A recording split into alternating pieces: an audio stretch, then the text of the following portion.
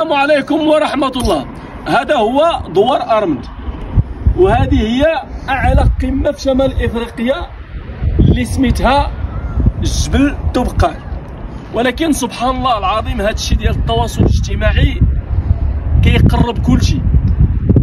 أنا اللي بغيت نتكلم عليه هو هذا الشيء اللي وقع لحميد المهداوي، وهذا الشيء اللي كيروج في التواصل الاجتماعي هاد الأيام عيب وعار. انا ما غاديش نقول لك باللي هذا الشيء صحيح، لان ماشي من التخصص ديالي، وانما الا جاب الله هاد اللجنه هادي هاد الشيء عليها صحيح، والله العظيم الا عيب وعار. حنا عارفين باللي ما عند الحق حتى واحد يسجلني ولو بيني وبينه نزاع، ولكن الا انا مواطن عادي، اما ملي انا كنكون موظف كنتحمل واحد المسؤوليه ضد الدوله في الاداره، الا جاب الله بيني وبينك شي حاجه غادي نحاول باش نبين للناس ونبين للحكومه.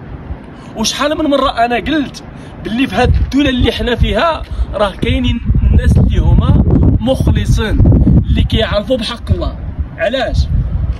شوف سبحان الله العظيم، وسط هاد اللجنه هادي راه كاينين الناس اللي هما ما راضيينش وما عجبهمش الحال، لان ملي كتظلم واحد الانسان بينك وبين صدى ربي، انا راه واخا كنضحك لك ولكن القلب لداخل راه هو كيدق.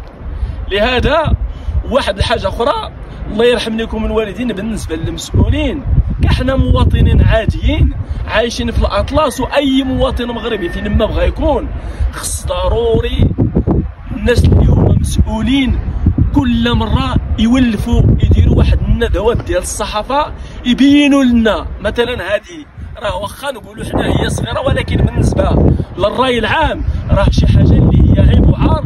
خص واحد مسؤول، واحد ناطق ينطق باللي ها شنو كاين ها شنو كاين، لان حتى حنا بالنسبه للناس اللي هما عاديين ملي كتشوف بحال هذا الظلم هذا كيجيك واحد الخوف.